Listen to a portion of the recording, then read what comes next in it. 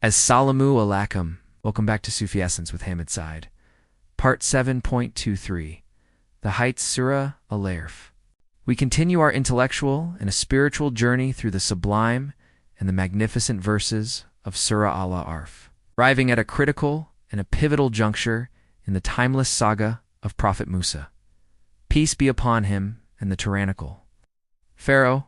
We have just borne witness to the powerful and a direct manifestation of a divine authority in the face of human arrogance. The staff that transformed into a living serpent and the hand that became a source of a resplendent light. The verses we will explore today move beyond the initial spectacle and delve into the political and the psychological machinations of Pharaoh's inner circle. This is a powerful and a poignant narrative of how a deeply ingrained disbelief, a spiritual illness, can twist and distort even the clearest and most undeniable truths, leading an entire nation towards a spiritual and a physical ruin. This lecture will meticulously unravel the theological, the psychological, and the spiritual dimensions of these verses, serving as a comprehensive and an intellectual framework for a life lived in spiritual truth and in unwavering faith. We will analyze the intricate and an inseparable relationship between the divine promise and the sacrosanct gift of human free will, and how the conscious choices we make in this brief and a temporal life ultimately seal our eternal abode. The divine verdict and the inevitable consequences. The verses that form the sacred foundation of our initial discussion in this segment are as follows. Kanzul Iman, on the Heights, 7-109. The chiefs of the people of Pharaoh said, "Indeed, this is a learned magician."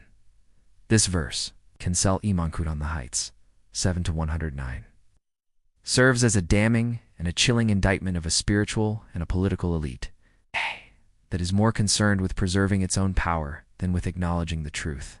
It states, "The chiefs of the people of Pharaoh said, 'Indeed, this is a learned magician.'" The chiefs, rather than being awestruck by the divine signs, immediately resorted to a convenient and a self-serving explanation. They label Prophet Musa, peace be upon him, as a learned magician, Sahiran Ilim, an attempt to reduce a divine miracle to a mere worldly trickery, thereby neutralizing its divine and a spiritual authority. This utterance is a magnificent and a foundational principle of divine justice, revealing that the very existence of a straight path necessitates the presence of an opposing force, a test designed to separate the truly sincere from the spiritually heedless. The straight path here is a metaphor for the pure and unadulterated path of Tawhid, divine oneness and submission. The phrase "sit and wait" paints a vivid picture of a patient and a relentless ambush, signifying that the temptations of Iblis are not random but a deliberate and a calculated strategy to intercept and derail the spiritual traveler. Kanzul Iman, Quran, the Heights, 7-110. He wants to expel you from your land. So, what do you command? This verse, Kanzul Iman, Quran, the Heights, 7-110, is a breathtaking and a powerful statement that details the comprehensive and a multi-front assault on the human soul. It states, "He wants to expel you from your land. So what do you command?" This is an unequivocal declaration that the whispers of temptation will assail humanity from every conceivable angle. From before them refers to tempting them with the future, making them anxious about what lies ahead, and causing them to chase worldly desires with a restless hunger. From behind them represents the seduction of their past, encouraging them to dwell on past mistakes or to indulge in the false sense of security derived from their lineage or worldly accomplishments. On their right symbolizes the corruption of their good deeds, making them arrogant or boastful. And on their left represents the direct temptation to commit sins and to indulge in base desires. The verse concludes with a heartbreakingly sober prediction, and you will not find most of them grateful. A direct challenge to the human spirit's capacity for unwavering thankfulness in the face of such relentless opposition. Kanzul Iman, Quran, the Heights, 7-111, they said, "Postpone him and his brother, and send to the city's gatherers."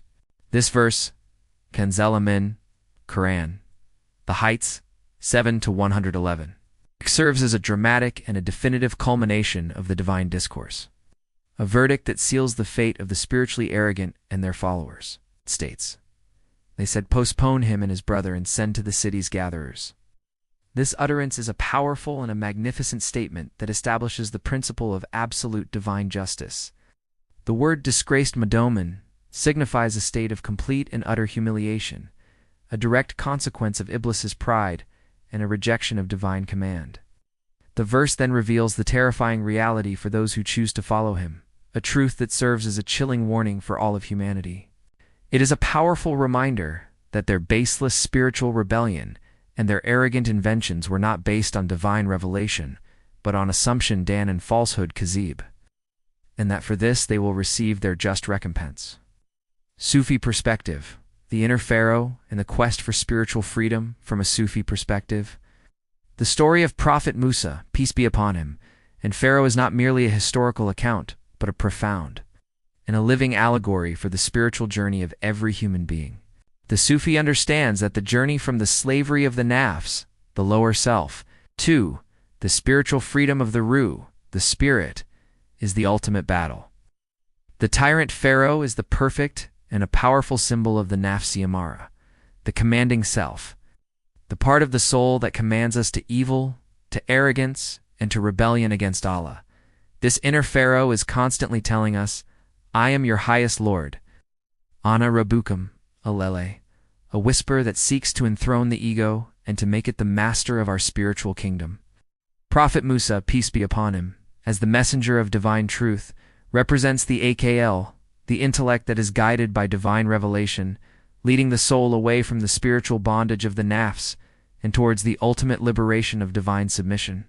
The pursuit of spiritual freedom, as revealed in these verses, is the relentless struggle against the inner Pharaoh, the constant effort to humble the ego, and the unwavering commitment to the truth hack.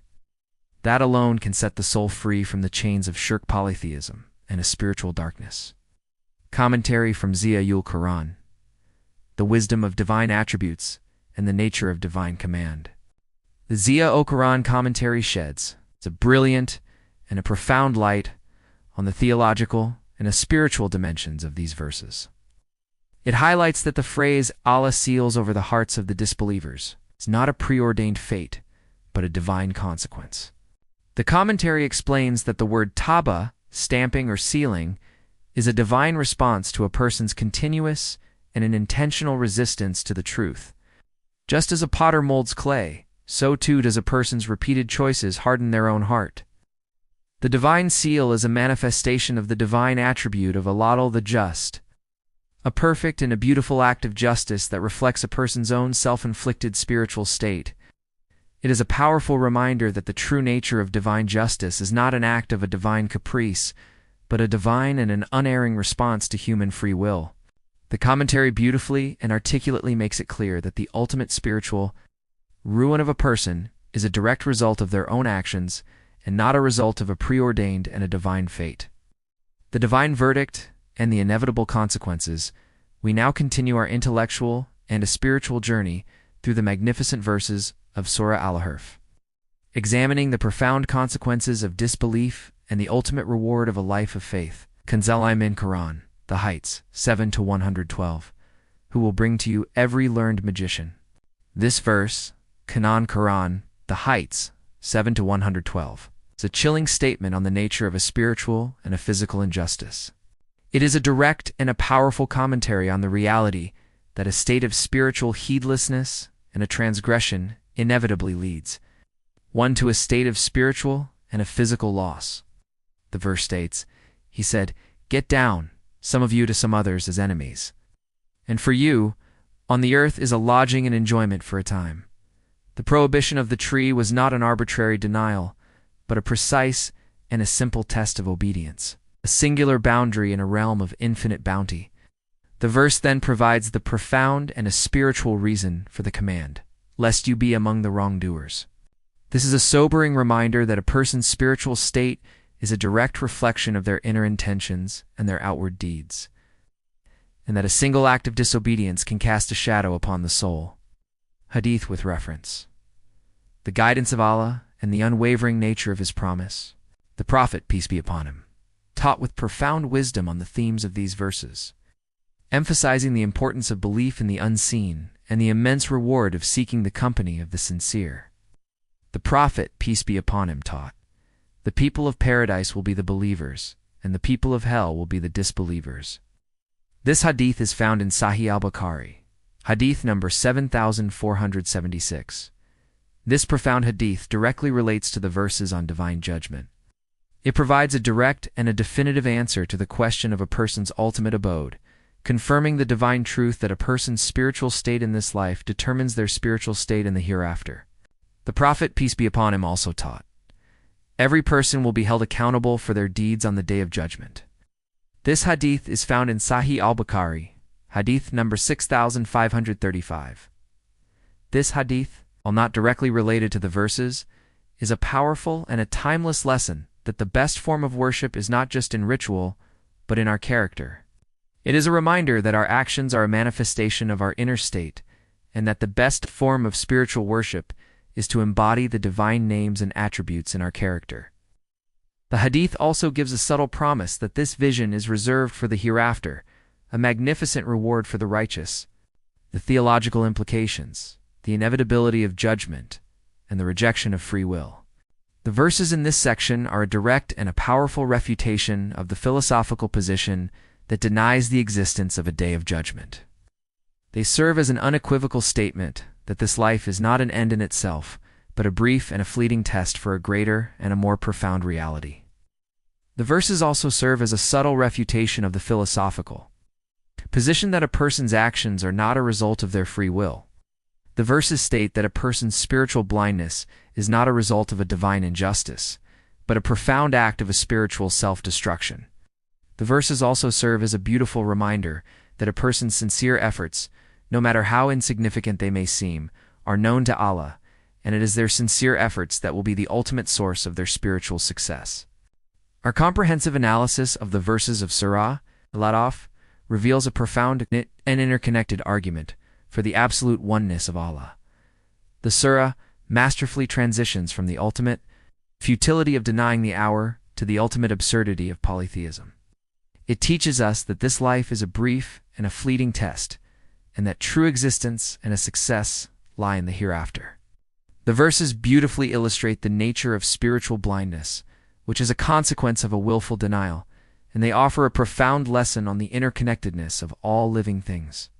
The powerful and direct challenges to the polytheists in these verses serve as a timeless lesson for all who seek to remove the veil of heedlessness from their hearts, and to return to the singular and everlasting light of Tawhid. Allah, Ar-Rahman and Ar-Rahim.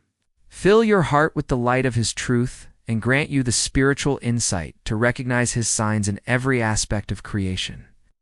May He free your soul from the shackles of doubt and the chains of worldly attachment, so that you may stand before Him on the Day of Judgment with a pure and a tranquil heart.